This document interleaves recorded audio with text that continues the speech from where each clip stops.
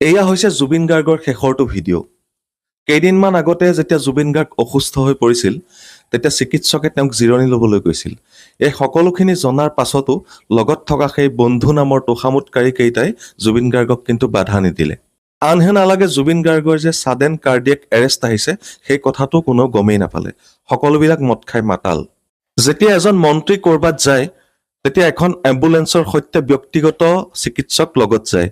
কিন্তু জুবিন গাৰ্গ অসমৰ লিজেণ্ড।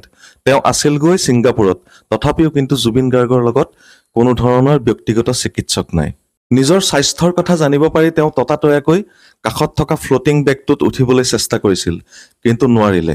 লগত থকাবোৰে CPR দিয়াটো দূৰৰে কথা, একো বুজিয়েই নাপালে। কেৱল সকলোৱে আনন্দত মচগুল হৈ থাকিল।